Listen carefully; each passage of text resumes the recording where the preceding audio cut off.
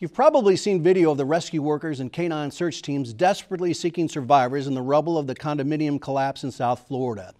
That mission has now shifted from rescue to the recovery of remains. It's grim, vital work, and training the dogs to do it is intensive and demanding. Steve Shaw reports on a group that does it here in Oklahoma, led by a couple of legendary OU coaches who know a lot about training athletes to achieve their very best.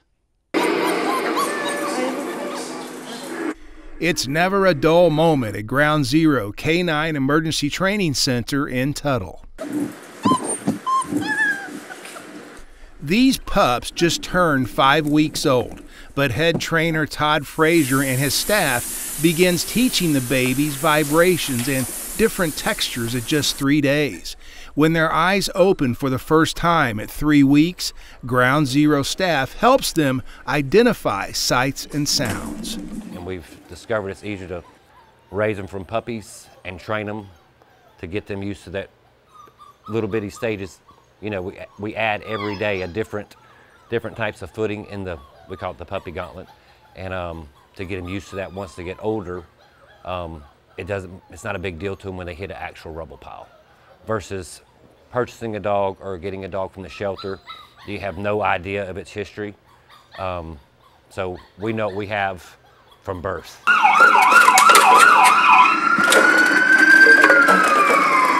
This is what Ground Zero calls its puppy gauntlet. The learning happens fast, especially when there's food at the other end of the line. Yeah, we're on standby. My wife keeps me informed. OU legend Barry Switzer and his wife Becky, who was OU's longtime Big 8 champion gymnastics coach, established Ground Zero on the outskirts of Tuttle 4 years ago. They say the Moore tornado in 2013 showed why Oklahoma had the need. For a female to call out a team, it's $1 million. I mean, when you call out a team and they got to have 4 certified dogs for human remains and human find to be able to be deployed. We're Task Force 1 of Oklahoma. We have 10 canine dogs in Tulsa. We have 6 in Oklahoma City. So we are work together. They handle the east side of the state, we handle the west side of the state, but we do work together. Switzer says it takes 18 months to train a dog to do what they're doing at that dismal site on North Miami Beach right now. Israel's got 900 of them. We only have 295 in the United States certified find dogs. Human find, survival dogs, urban search and rescue dogs. There are 295 in the United States. We have 54. We have deployed 54 of that 295, and that's why I said we're in 8 or 9 states. But they like our dogs. Our dogs have done well, and we've been on a lot of collapse sites, and we've been on hurricanes, and we've been many tornadoes. So our dogs, Ground Zero dogs, are known around the country. 90% of the dogs Ground Zero breeds and trains are Labradors. Temperament, intelligence, and an incredible sense of smell are reasons why. It is unbelievable. Like we smell a cake, they smell all the ingredients of a cake. So people just think they're just sniffing, but they smell minute, you know, on the molecular level. The hardest part is finding the dog that's suitable for that job, because not every dog can run rubble and hunt. You know, lots of dogs can run the woods and look for missing people, you know, bomb dogs, drug dogs.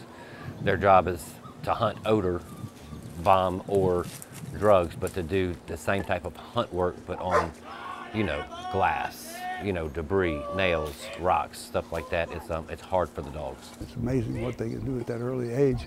But we bring them along, and by the time they're 1.5 years, 2 years old, they're ready to be certified and with a first responder. And that's really neat to watch the certification trials when dogs go on the rubble pile, find people that are buried under rocks and sit down, start barking, and sure enough, they're there. We got people, it's kind of hot to do it in the summertime around here, to bury yourself in these rock piles, but we have to do it, and our dogs do a great job of finding people. Dog on! Every Wednesday morning, Task Force 1 dogs train in Oklahoma City on the same kind of terrain those FEMA-certified canine teams have been searching through in North Miami for the past 2 weeks. here on this particular piece of property, we have this pile here, and we have another large pile just to the south of us. So we work on different areas as much as we can so the dogs are fresh every time that we come out here.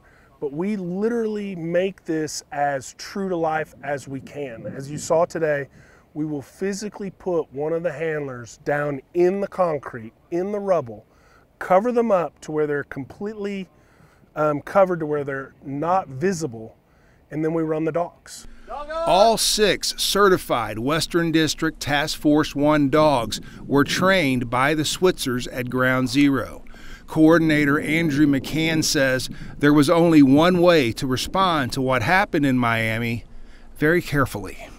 It's a painstaking task of literally taking the concrete out piece by piece. And I mean small piece by small piece.